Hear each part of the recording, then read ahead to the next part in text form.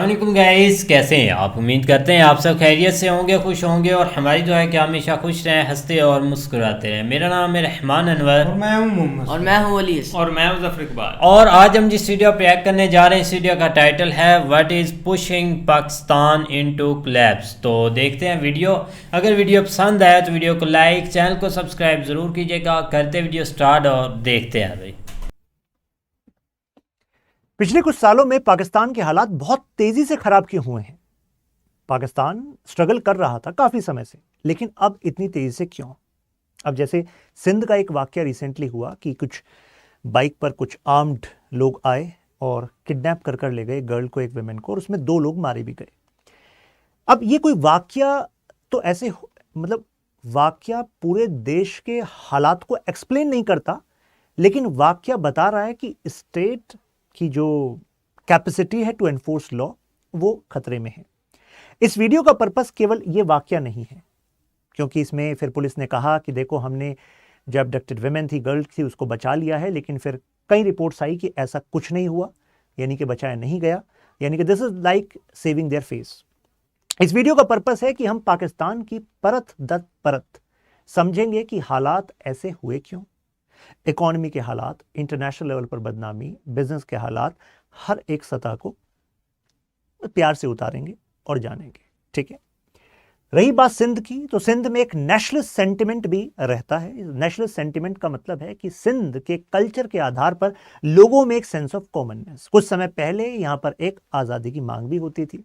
खैर, कहा जाता है कि ये जो थियोक्रेटिक स्टेट है पाकिस्तान की, इस्लामिस्ट, और ये कहा जाता है सिंध में कुछ सेकुलर क्रेडेंशियल्स भी थे, यानी कि धर्म से इतर, धर्म से साइड करके भी वहाँ जो इथॉस थे कि वो मल्टीपल कल्चर वाले लोग साथ में रह सकते हैं। मैं बात कर रहा हूँ उन लोगों की जो पार्टीशन के बाद वहाँ पर रह गए थे, क्योंकि उस टाइम पर जिन्ना ने वादा किया था किसी को कोई दिक्कत नहीं है, वादा किया था कि पाकिस्तान बन रहा है साउथ एशिया के, स्पेसिफिकली इस एरिया के मुस्लिम पॉपुलेशन के लिए, लेकिन यहाँ पर जो नॉन मुस्लिम्स हैं वो भी यहां सिक्योर रहेंगे और शियाज भी सिक्योर रहेंगे। I am specifically pointing out, क्योंकि मैं एक एक पॉइंट पर अभी यहां पर जाने वाला हूं।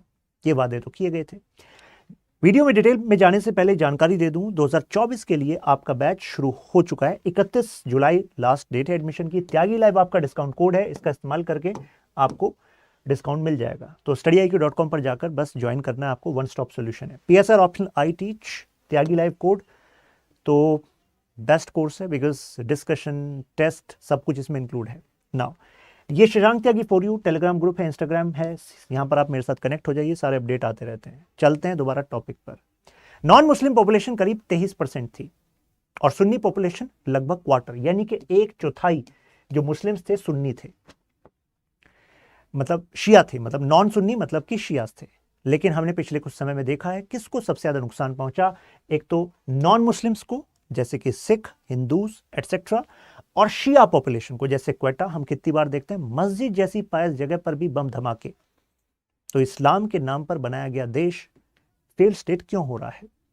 नॉन मुस्लिम पॉपुलेशन 3% रह गई, 23% से 3%, इतना कम कैसे। और शियाज के हालात हमें पता है। कहा जाता है इसका कारण मिलिट्री डिक्टेटरशिप और उनका idea to bring purity to the idea of Pakistan था। क्या है ये प्योरिटी ऑफ आइडिया। वैसे पाकिस्तान का जो उर्दू लफ्ज अगर कहें तो है land of the pure, land of the pure, लेकिन यहां पर बहुत ज्यादा नैरो मीनिंग मान लिया वहां के शासकों ने। मैं शासक कह रहा हूं क्योंकि डेमोक्रेसी कभी स्टेबल रह नहीं पाई। पाकिस्तान की कॉन्स्टिट्यूंट असेंबली मशक्कत करती रही और वहीं के लीडर्स वहां के कॉन्स्टिट्यूशन को ही, कॉन्स्टिट्यूंट असेंबली को डिस्पेंड कर रहे हैं। 1956 में जाकर जब स्टेबिलिटी आने की कोशिश हुई, उसके बाद फिर मिलिट्री ने काबिज हो गए। अब ये कहानी के बाद हम इस वीडियो का पर्पस है आज क्या हो रहा है और उसमें पॉलिसी फेलियर्स क्या क्या हैं। जैसे एग्जांपल लीजिए, पाकिस्तान में ये कहा जाता है कि यहाँ का जो पॉलिटिकल एलीट है उसके पास प्रॉपर्टी है, उसने करप्शन से बहुत कुछ एक्यूमुलेट किया है, आम जनता को ही नुकसान पहुंचाया है और टेररिज्म वाली पॉलिसी को उन्होंने ही अपने फायदे के लिए अपनाया। क्योंकि जब तक डर रहेगा, भारत का डर है, इसका डर है, उसका डर है, तो ऐसे में इस्लाम के फंडामेंटलिस्ट आइडिया का इस्तेमाल करके वो ISI, आर्मी, इन सबको ज्यादा फंडिंग देते रहेंगे और मैसिव करप्शन होता रहेगा। जो वहां के फ्यूडल लॉर्ड्स हैं, जिनको मैं पॉलिटिकल एलीट कह रहा हूं, तो उनको छूट दी गई। जैसे कि डायरेक्ट टैक्स की बात करें तो कहा जाता है करीब 8,60,000 लोग ही हैं आउट ऑफ 183 मिलियन पॉपुलेशन जो कि डायरेक्ट टैक्स दे रहे हैं। और इसी वजह से जो टैक्स टू जीडीपी रेशियो है 12%। भाई टैक्स से ही तो देश चलता है। अमीर लोगों को अगर आप रियायतें दे दोगे टैक्स चोरी में, और फिर स्कीम भी शुरू की गई कि अगर आप टैक्स देते हैं, इवेजन आपने किया है, तो आप मात्र 40,000 रुपए पेनल्टी पर आप जो है अपनी 2 नंबर की कमाई को 1 नंबर में कर लो। लेकिन उस पर भी कुछ खास अट्रैक्शन हुआ नहीं। Current account deficit all time high पर है, कारण इंपोर्ट महंगा हो चुका है और एक्सपोर्ट जो कॉटन कर रहे हैं, फॉर एग्जाम्पल एक एग्जाम्पल है, तो वो काफी कम इनकम ला रहा है। किसी कंट्री का करंट अकाउंट डेफिसिट कैसे मैनेज करोगे आप, जब आपके पास एक्सपोर्ट कैपेबिलिटी होगी। और एक्सपोर्ट कैपेबिलिटी के क्या करना पड़ेगा, इन्वेस्टमेंट करना पड़ेगा। किस पर? एजुकेशन पर, इंफ्रा पर। क्या वो हो पा रहा है? नहीं हो पा रहा है, क्योंकि स्टेट के पास capacity to investment in development measures ही कम है। फॉरेन एक्सचेंज ऑफ $13 बिलियन, और जो रुपये वो डेप्रिशिएट हो गया 40% 2007 से, right. Some other facts, education पर जरा खर्चा देखिए, 0.7% of Pakistan GDP spend on health. Education पर जो खर्चा है वो ये समझ लीजिए कि बांग्लादेश से भी पीछे है। Bangladesh is doing way better. तो ईस्ट पाकिस्तान बांग्लादेश बन गया तो बांग्लादेश बच गया। और वहां के पॉलिसी मेकर्स ये नहीं समझ रहे कि एजुकेशन और health is like core of any nation. Literacy rate 53% और यहां पर 24% पॉवर्टी कही गई है। हालांकि मुझे इस डेटा पर शक है। आपको नहीं लगता 24% मात्र गरीबी है क्या? आपको नहीं लगता इससे ज्यादा है? बजट डेफिसिट 7.5% और गवर्नमेंट का टारगेट है इसको घटाकर हम 4.7% करेंगे। अब मुद्दे पर आते हैं। किसी भी देश को ग्रो करना है तो भाई बिजली भी लगती है, इलेक्ट्रिसिटी, राइट, तभी तो एक्सपोर्ट करोगे। और यहां पर 4,000 मेगावाट का यहां पर डेफिसिट है, उसका भी। एनर्जी शॉर्टेज जो वहां पर होते हैं, बार बार जो लाइट चली जाती है, कहा जाता है उससे, केवल उसकी अगर बात करें तो ग्रोथ रेट पर 4% का डेंट तो उसी से लग जाता है। एग्रीकल्चर 23% कंट्रीब्यूट कर रहा है, 44% जनता इसमें है, लेकिन इसको नेग्लेक्ट किया गया है। ऑफिशियल अनएम्प्लॉयमेंट रेट जो इंटरनेशनल लेबर ऑर्गेनाइजेशन कह रही है वो 6% कह रही है, हालांकि इससे ज्यादा कहा जाता है। यानी कि अंडर एम्प्लॉयमेंट को भी तो देखो, कितने सारे एरियाज में लोग जो हैं नौकरी नहीं है तो बस लगे हुए हैं, अपनी कैपेसिटी के हिसाब से उन्हें नौकरी नहीं मिल रही, अपॉर्चुनिटीज नहीं है। आप कहेंगे कि सर पाकिस्तान के इन नेगेटिव पॉइंट से इंडिया पर क्या इंपैक्ट पड़ता है। अगर आपके पड़ोस में फेल्ड स्टेट है या फेलियर की तरफ और ज्यादा जा रहा है, तो इसका मतलब है कि वहां पर जो नॉन स्टेट एक्टर्स हैं, आतंकवादी समूह हैं, वो वेस्टेड इंटरेस्ट से प्रेरित हैं, वो ताकतवर हो जाते हैं, जिसका फिर हम पर भी नेगेटिव इंपैक्ट पड़ता है। इंस्टीट्यूशनल क्राइसिस देखिए, वहां पर सरकार कोई इलेक्टेड गवर्नमेंट नहीं है जैसे कि इंडिया में है। वहां पर मिलिट्री स्टैब्लिशमेंट, आईएसआई, इनको जब जिस पर ये हाथ रखते हैं वो चलता रहता है, और जिससे ये हाथ हटा लेते हैं वो गिर जाता है, ऐसा कहा जाता है। नॉन स्टेट एक्टर्स, जिहादी, टेरर आउटफिट्स, ये अपना इन्फ्लुएंस बनाकर रखते हैं। तो बेसिक प्रॉब्लम हमें समझ में आ रही है कि यह है इंस्टीट्यूशनल ओवरलैप। एक बुक है व्हाई नेशंस फेल, कभी समय मिले तो पढ़िएगा। राइटर हैं डैरन ए स्मोगलू। उन्होंने एक बात कही है कि किसी भी देश के जो पॉलिटिकल इंस्टीट्यूशंस होते हैं, पॉलिटिकल इंस्टीट्यूशंस यानी कि ये तय करते हैं कि उस देश की जनता का वर्तमान और भविष्य क्या होगा। यानी कि अगर पाकिस्तान के इंस्टीट्यूशनल मैकेनिज्म को सुधार लेते वहां के लीडर्स, जो अलग पाकिस्तान की बात करके गए थे, तो ये हालात ना होते, पॉलिसी बेटर होती, लॉ एंड ऑर्डर होता। पाकिस्तान का जो मिलिट्री एस्टेब्लिशमेंट है वो न्यूट्रलिटी मेंटेन करने में फेल रहा है, यानी कि वो हमेशा कंट्रोल रखता है, डिसलोज करने की कोशिश करता है उस गवर्नमेंट को जो इंडिपेंडेंट वॉइस रखती है, जैसे कि इमरान खान के केस में भी ऐसा कहा गया था। लेकिन इससे अल्टीमेटली होती क्या, इंटरनेशनल लेवल पर पाकिस्तान की जो बेसिकली इमेज है वो डेंट होती है। कॉमन है पाकिस्तान में कि जुडिशरी और गवर्नमेंट आपस में लड़ रहे हैं। वहां पर जो चीफ जस्टिस हैं पाकिस्तान के सुप्रीम कोर्ट के, उनके पावर को कम करने के लिए कानून लाया जा रहा है। आप खुद देखिए, इंडियन कॉन्स्टिट्यूशन में क्लियरली मेंशन है कि पार्लियामेंट सुप्रीम कोर्ट की पावर को डिमिनिश नहीं कर सकता, बढ़ा सकता है, डिमिनिश नहीं कर सकता सुप्रीम कोर्ट की पावर। जब ऐसे पॉइंट्स कॉन्स्टिट्यूशन में होते हैं तभी तो देश सिक्योर बनता है, नहीं तो ऐसे क्लैशेस होते हैं, रैंडमनेस होती है। वेंडेटा ड्रिवन पॉलिटिक्स है। दो पार्टीज जो मेजरली अभी कंपीट कर रही हैं, एक है पाकिस्तान तहरीक इंसाफ यानी कि इमरान खान की, और दूसरी है पाकिस्तान मुस्लिम लीग नवाज PMLN शरीफ साहब, अब दोनों आपस में एक दूसरे को क्रिटिसाइज करते हैं। आप कहेंगे सर क्रिटिसाइज में तो क्या ही दिक्कत है? क्रिटिसाइज नहीं, मुद्दा यह है कि एक दूसरे को की सत्ता को गिराना एक बात होता है, वो तो पॉलिटिक्स में है, लेकिन ये इंटरनेशनल लेवल पर पाकिस्तान की गड़बड़ियों को दिखा रहे हैं। डिप्लोमेटिक कम्युनिटी और इंटरनेशनल जो ऑर्गेनाइजेशन है उनके सामने एक पार्टी यानी कि अपोजिशन पार्टी एक्सपोज कर रही है खुद पाकिस्तान को। क्या मजाक की बात है। और फिर इस अपोजिशन पार्टी यानी कि इमरान खान की बात कर रहा हूं, इनके खिलाफ 37 केस दर्ज हो जाते हैं, इससे ज्यादा केस। आरोप लगता है फॉरेन फंडिंग का, बैंकिंग में फ्रॉड किया है, क्राइम, टेररिज्म। ऐसा शहबाज शरीफ के शह में हो रहा है, सबको ये पता है। फिर अपोजिशन कह रही है मैसिव ह्यूमन राइट के वायलेशन भी कर रहे हैं शहबाज शरीफ ने। तो ये तो वाली बात हो गई कि तुम उनकी खोल रहे हो, वो तुम्हारी खोल रहे हैं। अल्टीमेटली खुल के इसके सामने रही है सब कुछ, सारी हकीकत इंटरनेशनल कम्युनिटी के सामने। तो आपको नहीं लगता अगर टेररिज्म के आरोप लगा रहे हैं एक दूसरे पर कि उसको शह दे रहे हैं, तो आपको नहीं लगता ये जो ग्रे लिस्ट वाला मामला था जिसमें यूएस की कृपा से पाकिस्तान बाहर आ गया था, ये दोबारा भी आ सकता है? और ग्रे लिस्ट में आ गए तो जो इकोनॉमिक हेल्प मिल रही है वो भी रुक सकती है। तो यानी कि यहाँ की जो पॉलिटिकल लीडर्स हैं उन्हें अपने देश की नहीं पड़ी हुई है, इंटरनेशनल कम्युनिटी के सामने बेइज्जती करवा रहे हैं। पाकिस्तान की पॉलिटिक्स ऑफ रिवेंज चल रही है। इसका एक बड़ा लिंक मैंने आपके सामने प्रूव किया कि वो फाइनेंशियल कोलैप्स से भी कनेक्ट करता है। इंटरनल क्राइसिस देखिए, बलूचिस्तान, सिंध, यहां पर मांग उठती रहती है अलग देश की। जैसे कि बलूचिस्तान के मुद्दा देखिए, जब यहां पर कलत थी यानी कि अलग से जो राज था बलूचिस्तान पर, तो ब्रिटिश इंडिया ने जब आज़ादी दी तो उस समय ऐसा नहीं था कि खान ऑफ कलत ने इंस्ट्रूमेंट ऑफ एक्सेशन साइन किया हो पाकिस्तान के फेवर में, ऐसा नहीं हुआ था। ठीक है, तो इंस्ट्रूमेंट ऑफ एक्सेशन के हिसाब से नहीं हुआ था।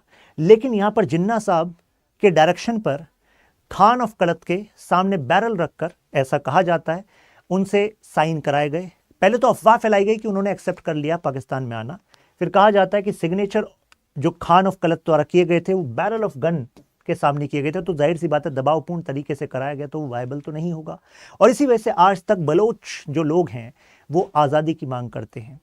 डेप्राइव रीजन रहा है। अरे सीधी सी स्ट्रेटजी है कि अगर अलग की मांग कर रहे हैं तो आप दिखाओ ना कि साथ रहकर इनके लिए क्या बेनिफिट कर सकते हो, लेकिन बेनिफिट नहीं हो पा रहे हैं। आवाज़ उठती रहती है इस वजह से आज़ादी की। फिर चाइना पाकिस्तान इकोनॉमिक कॉरिडोर की स्ट्रेटजी खेलकर उन्होंने क्या करा है कि ग्वादार पर पोर्ट और वहां पर चाइना को मजबूत कर देना जो बलूचिस्तान रीजन में है। ये पाकिस्तान की स्ट्रेटजी है कि इस रीजन में अब अदर एथनिसिटी के लोगों को यहां पर प्रमोट कर देंगे ज़्यादा। अगर वो ज़्यादा हो गए तो जाहिर सी बात है अलग देश की जो मांग है बलूचिस्तान की वो सप्रेस हो जाएगी। ऐसी स्ट्रेटजी है। टेररिज्म, शुरुआत में यूएसए CIA ने पाकिस्तान को पैसा दिया कि अरे जिहादी टेररिस्ट को बढ़ाओ और USSR को पीछे पुश करो पाकिस्तान से, अफगानिस्तान से। तो अफगानिस्तान से पुश करने के लिए उन्होंने मुजाहिद्स को बनाया, फिर अलकायदा बन गया।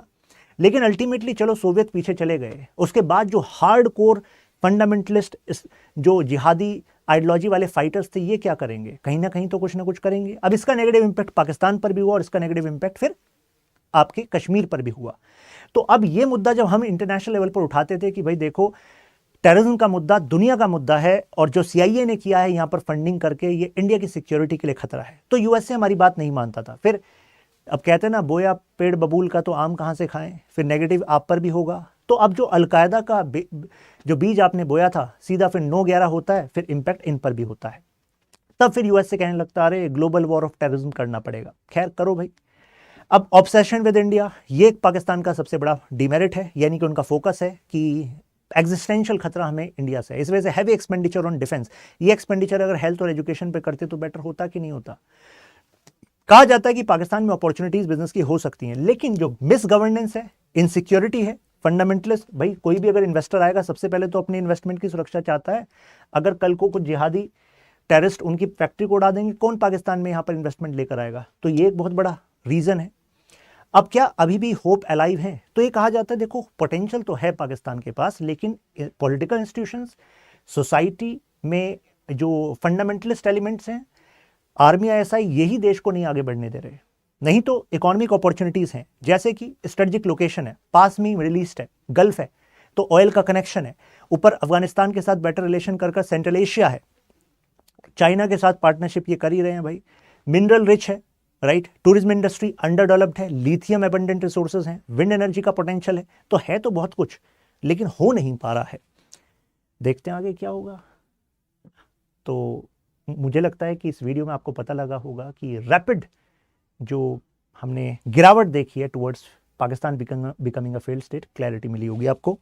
अंत में बता दूं, ये मेरा इंस्टाग्राम है शशांक त्यागी फोरू, यहाँ पर आप कनेक्ट हो सकते हाँ हैं। गाइस, तो फिर मिलते जैसा हैं। हमने ख्याल देखा रखिए। बिल्कुल भाई चीज़ें एक क्लियर सर ने बताई है कि ये चीज़ें जहाँ से चल रही है, लेकिन यहाँ पर अगर देखा जाए तो सबसे पहला फेलियर तो भाई हमारी गवर्नमेंट का ही है। तो यही है कि चीज़ें भाई जब हमारी गवर्नमेंट के अंदर इतने ज़्यादा इशू है कि वो बस अपनी कर रहे हैं, अवाम की तरफ उनका रुझान ही नहीं है, अवाम इधर अपनी मनमानी कर रही है, जो चीज़ जैसे उन्होंने भाई देनी है वो कर रहे हैं, कोई गवर्नमेंट के साथ उनका लिंक ही नहीं है, क्योंकि वो सुबह शाम उनके भाई अपने ही रौले पड़े हुए हैं, हर तरफ वो लड़ते ही रहे, कोई इधर ऐसे ऐसे काट रहे हैं एक दूसरे को, और इधर भाई अपनी अवाम है वो जिसका मन करता है वो चीज़ें जैसे भाई दे रहा है, हर तरफ अपने तरीके से चीज़ें चल रही हैं। तो फिर ऐसे कंट्री कैसे चलती है कि जिनको भाई ना के ऊपर कोई पूछने वाला होगा ना। हमारे इधर अगर देखा जाए तो एक पुलिस वाला है, वो अपनी भाई मनमानी कर रहा है कि जिसको जैसे भाई वो चला रहा है, हाँ भी तू चला जा तू चल, ये भाई ये चीज़ें भाई अगर ऐसे चलेंगी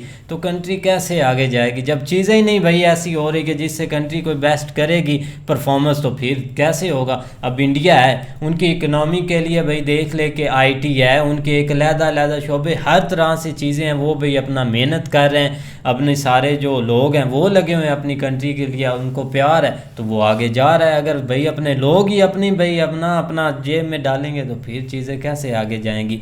और ये ज़्यादा आप सिंध वाली साइड पर अगर चले जाएं तो वहाँ तो भाई ये चीज़ें जो टैक्स वाला सिस्टम है ये सिर्फ उनको जाता है जो वडेरे होते हैं, ये जो उनके भाई मीटर लगे हुए हैं, ये जो चीज़ें उन लगी हुई वो वडेरों के पास पैसा जाता है, वो अपनी जेब में डालते हैं, और लोग जो है भाई अपना लाइट है उनके पक्के पक्के भाई इतने पैसे हैं आपने देने हैं और आपकी बिजली चलती रहेगी, तो फिर ना तो भाई वो गवर्नमेंट के पास टैक्स जाएगा ना वो चीज़ें हम पर लगेंगी। भाई यही ऐसे भाई ये रंडी रोना है, ये चीज़ें उल्टी इन्होंने भाई कमाई हुई हैं, ये चीज़ सिंध है। में तो भाई एक जंगल का कानून है, चाहे उधर जो भी हो जाए ना, इधर मतलब कि उन्होंने एक बाइक हर के पास होती है, और हर के पास एक कलेक्शन, एक बंदूक वगैरह और पिस्तौल वगैरह, और खुले कपड़े। एक नॉर्मल बंदे की तो भाई एक उधर मतलब कि वो चीज़ें समझते नहीं है। एक घर से बंदा निकलता है नॉर्मल, शाम को पता नहीं वो बेचारा आएगा या नहीं आएगा। कल भी उन्होंने एक मजदूर को पकड़ा हुआ था और उधर ही उससे पैसे लिए और उधर ही मार दिया उनको, लेकिन कोई एक मतलब कि एक उधर कोई जिम्मेवारी लेने वाली बात नहीं है उधर। और रही अलहदगी की बात, तो ये उन्होंने एक मतलब कि टैग किया कि हम अलहदा चाहते हैं, हमें एक अलहदगी चाहिए, लेकिन ऐसा कोई सीन नहीं है। आप रियलिटी पर आ जाए तो अकाली एक वो सरदार मकबूल था, उसका मतलब कि उन्होंने उधर विजिट किया तो उधर 300-400 चाइनीज उधर आकर उनका एक ब्रेकफास्ट भी करते हैं और उधर डिनर हर चीज़ उनके होती है। ऐसे ही है जैसे यानी मतलब कि वडेरे बैठे होते, एक डेरे पर हुक्का उन्होंने रखा होता है, चैनी भी हुक्का उधर पी रहे होते हैं। लेकिन इधर मीडिया में ये शो करवाते हैं कि एक मतलब कि बलूचिस्तान में एक चाइनीज़ खा रहे हैं, एक चाइनीज़ हर चीज़ ले रहे हैं, चाइनीज़ उनको इतना माल दे रहे हैं वडेरों को, जो मतलब कि उन्होंने हर चीज़ अपना सिस्टम बनाया हुआ है, गवर्नमेंट को वो माल दे रहे हैं और तब जाकर वो हर चीज़ उधर से मतलब कि चाइनीज़ निकाल रहे हैं। और गवर्नमेंट यही शो करेगी, मीडिया यही शो करेगी कि चाइनीज़ हर चीज़ खा रहे हैं और मतलब कि बलोची जो लोग हैं उनको कुछ नहीं दे रहे हैं। यकीन करें जितनी वो लग्जरी लाइफ जीते हैं वो इधर कोई भी नहीं जीता। आप खैबर पख्तूनख्वा की साइड पर चले आए तो वो भी लग्जरी लाइफ जीते हैं, वो बिजली का बिल नहीं देते, वो भी पूरा ये पंजाब पर एक मतलब के एक भार पड़ा हुआ है, जो कि इधर पंजाब में नॉर्मल लोग रहते हैं। दूसरों ने तो भाई आपने सरकारी मीटर बनाए हुए हैं। अब वो बंदा जो मेहनत मजदूरी करता है, जिसने 30-30 40-40 हज़ार बिल देना, भाई उसकी तो एक मतलब के एक फाटी जाती है। यकीन करें लोगों के एक मतलब के एक आप इधर चले जाएं, वो अब बिजली के दफ्तरों के आगे लाइन लगी हुई है कि यार आपने हमारे साथ कर की दी है, एक हम बल्ब बाल 30-30 हज़ार भाई आया, 40-40 हज़ार बिल आपने भेज दिया है।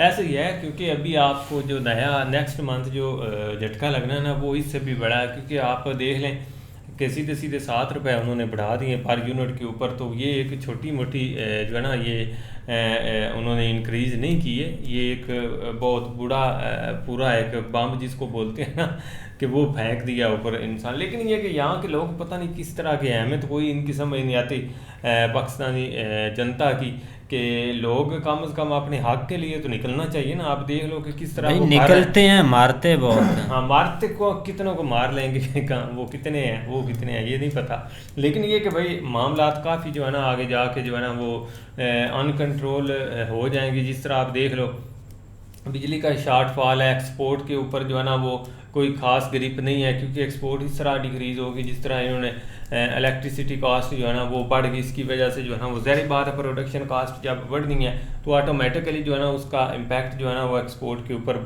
पड़ना ही है। तो और इस तरह के बहुत सारे मामला है। और सबसे बड़ी जो यहाँ पे मसला बना वो पॉलिटिकल इंस्टेबिलिटी है।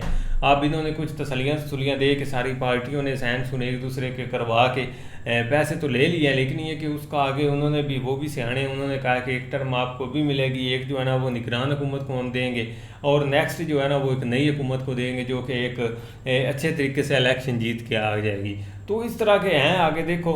वो तो चाह रहे हैं कि पाकिस्तान के हालात ठीक हो, लेकिन हमें तो यही लग रहा है कि हम ये नहीं खुद चाह चाहते रहे, बिल्कुल इस चीज़ को यही जो है ना वो बेहतर तो करना। उम्मीद करते हैं आपकी वीडियो पसंद आएगी। अगर पसंद आए तो वीडियो को लाइक, चैनल को सब्सक्राइब ज़रूर कीजिएगा। मिलते हैं नई किसी वीडियो के साथ, तब तक के लिए अल्लाह हाफिज़।